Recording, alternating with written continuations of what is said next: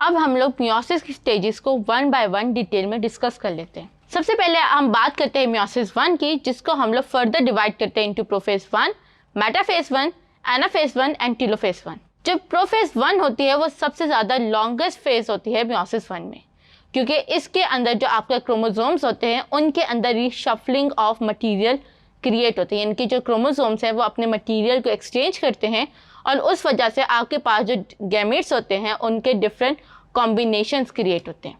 तो समटाइम जो आपका प्रोलॉन्ग फेज होती है, दैट्स वाई कुछ गैमेट्स या कुछ सेल्स जो होते हैं वो अपनी पूरी पूरी ज़िंदगी प्रोफेज 1 में जो होता है वो गुजार देते हैं और ये समटाइम कई सालों तक चलती है।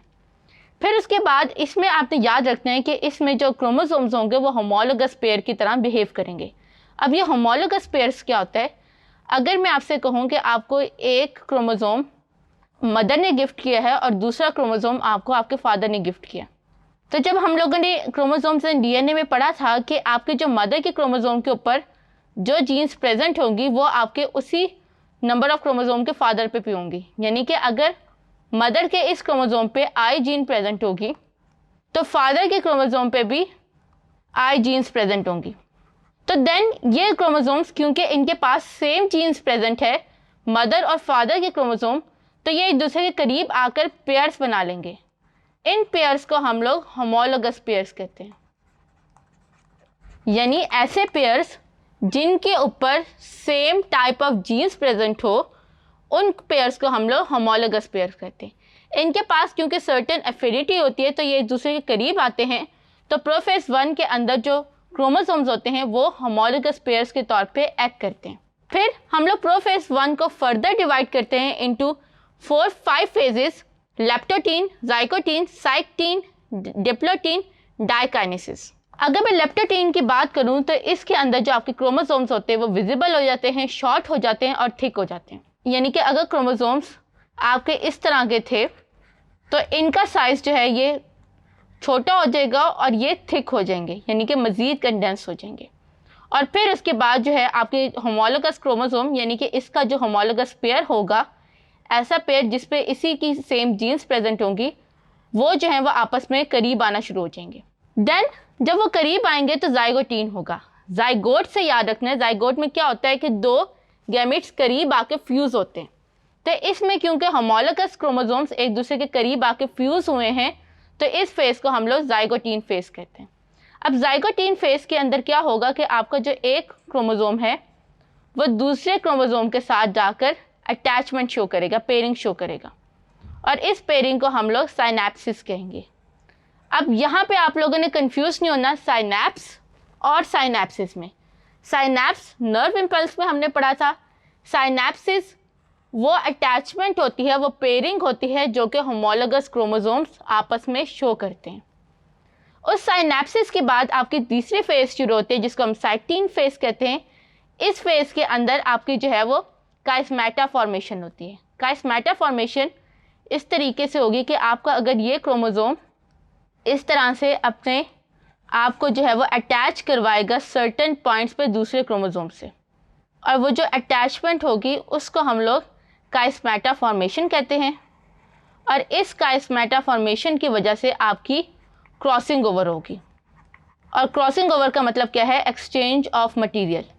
एक्सचेंज ऑफ मटेरियल का मतलब है कि अगर मेरे पास यहाँ पर ये रीजन पे इस तरह का जीन प्रेजेंट है और ये जो है ये पेयर अप हुआ हुआ है दूसरे क्रोमोसोम के साथ, तो आफ्टर क्रॉसिंग ओवर ये जो है ये क्रोमोसोम अपने इस वाले पार्ट को दूसरे क्रोमोसोम के साथ जो है वो एक्सचेंज कर लेगा, जिसकी वजह से यहाँ पर जो है ये पार्ट आ जाएगा।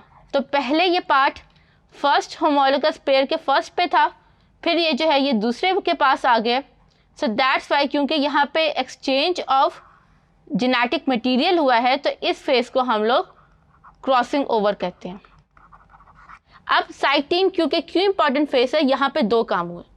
पहले साइनेप्सिस, साइनेप्सिस के बाद यहाँ पे आपका जो है वो काइस्मेटा फॉर्मेशन है। काइस्मेटा फॉर्मेशन वो आपके लिंकिंग पॉइंट्स होते हैं जिसकी वजह से एक क्रोमोसोम दूसरे होमोलोगस पेयर के साथ अटैचमेंट शो करते हैं। और जैसे ही काइस्मेटा फॉर्मेशन कंप्लीट होती है तो फिर जो है वो एक्सचेंज ऑफ जेनेटिक मटेरियल होता है जिसको हम लोग क्रॉसिंग ओवर कहते हैं।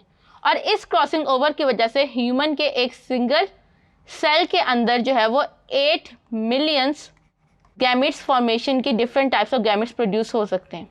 यानी because of this crossing over एक सिंगल सेल 8 मिलियन टाइप्स के गैमेट्स क्रिएट करने की कैपेबिलिटी रखेगा। सो दैट्स वाई ये क्रॉसिंग ओवर की वजह से हम लोग जो होते हैं वो अपने पेरेंट्स के आइडेंटिकल नहीं होते लेकिन सिमिलर होते हैं। देन हमारे पास डिप्लोटीन आता है। Diplotene as the name show कि यहाँ पे अब क्रॉसिंग ओवर कंप्लीट हो गई है, सो दैट्स वाई जो पेयर क्रोमोसोम है वो एक दूसरे से दूर जाना शुरू हो जाएंगे।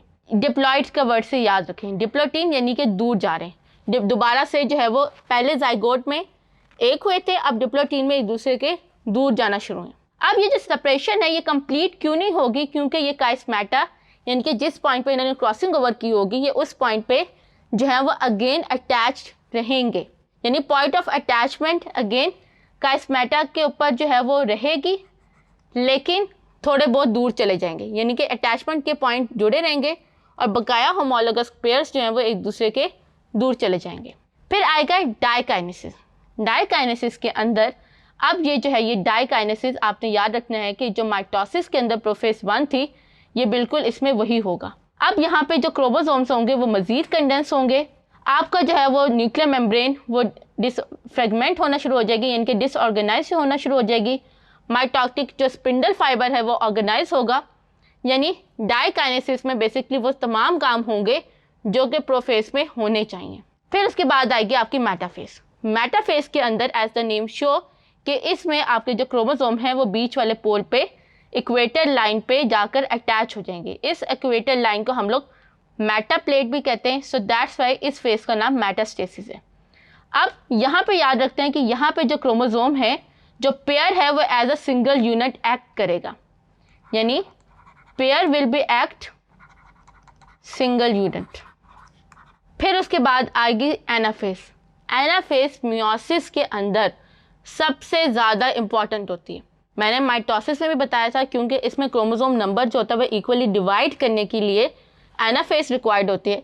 तो माइटोसिस में भी जो क्रोमोसोम का नंबर इक्वली डिवाइड किया था 46 वो भी एनाफेज में हुआ था, और इस एनाफेज में भी जो है वो क्रोमोसोम नंबर इक्वली डिवाइड होगा। अब कैसे इक्वली डिवाइड हुआ? पहले जो क्रोमोसोम्स एक पेयर की वजह से थे, तो इससे क्या हुआ, जब उसने कॉन्ट्रैक्ट किया आपके काइनेटोकोर फाइबर्स ने, तो उन्होंने हाफ क्रोमोसोम्स एक साइड पे ले आए और हाफ जो है वो दूसरी साइड पे। यानी एनाफेज की वजह से यहाँ पर आपके पास 23 क्रोमोसोम्स हो गए, इस तरफ भी आपके पास जो है वो 23 क्रोमोसोम्स हो गए। यानी 23 क्रोमोसोम्स होमोलोगस पेयर्स को एक दूसरे से हाफ करने का रीज़न, हाफ करने की वजह जो है वो आपकी एनाफेज बनी है। फिर एनाफेज के बाद आपके पास टीलोफेज आएगी। Telophase as the name show कि अब आपके पास जो 23 क्रोमोसोम्स एक दूसरे दोनों पोल्स पे चले गए हैं, वहाँ पर जो है वो उसकी न्यूक्लियर मेम्ब्रेन बनना शुरू हो जाएगी। न्यूक्लियर मेम्ब्रेन बनने के बाद जो है वो फिर आपका जो है यहाँ पर साइटोकाइनेसिस स्टार्ट हो जाएगा, और वो साइटोकाइनेसिस फाइनली आपके सेल्स को 2 डिफरेंट सेल्स में डिवाइड कर देगा। और अब हर डॉटर सेल के पास 23 क्रोमोसोम है। यानी टीलोफेज के एंड पे हमारे पास 2 गैमेट्स या 2 सेल्स क्रिएट हो गए। और अभी मैंने क्या बताया था कि मियोसिस के अंदर 4 सेल्स बनने, यानी 2 सेल्स तो बन गए, अब 2 से 4 सेल्स बनना बाकी हैं। सो दैट्स वाई इसके बाद मियोसिस 2 का स्टार्ट होती है। मियोसिस 2 आइडेंटिकल है टू माइटोसिस, लेकिन इसके अंदर जो है वो 23 क्रोमोसोम्स होंगे इंस्टेड ऑफ 46।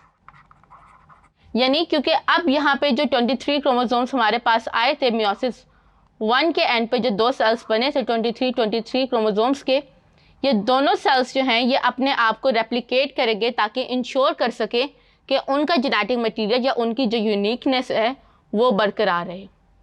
तो अब जब 23 वाला जो है वो प्रोफेज 2 पे जाएगा, अगेन उसकी जो न्यूक्लियर मेम्ब्रेन है वो वापस जो है वो डिवाइड होगी। लेकिन याद रखना है आपने कि प्रोफेज पे जाने से पहले वो एस फेस नहीं करेगा बल्कि G1 करेगा, G2 फेस करेगा और डायरेक्टली प्रोफेज 2 पे आ जाएगा।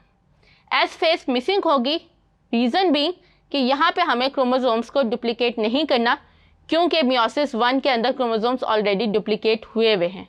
यहाँ पे आपके पास क्रोमोसोम्स ऑलरेडी इस फॉर्म में प्रेजेंट हैं, रेप्लिकेटेड फॉर्म में प्रेजेंट हैं, सो दैट्स वाई यहाँ पर एस फेस नहीं होगी।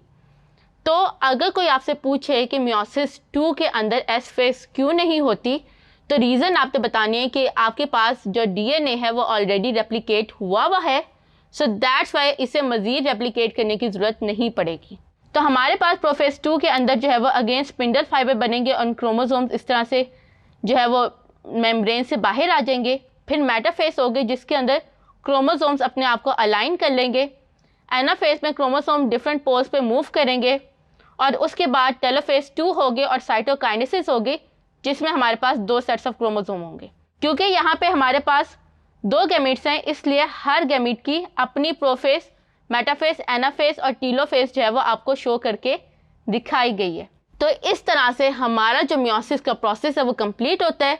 मियोसिस का प्रोसेस थोड़ा कॉम्प्लेक्स है एज़ कम्पेयर टू माइटोसिस, क्योंकि यही मियोसिस का प्रोसेस आपको यूनिकनेस देता है और हर ऑर्गेनिज्म, हर ह्यूमन बीइंग को वो सर्टेन कैरेक्टर्स देता है जो उससे पहले किसी ऑर्गेनिज्म या किसी ह्यूमन बीइंग में नहीं होते।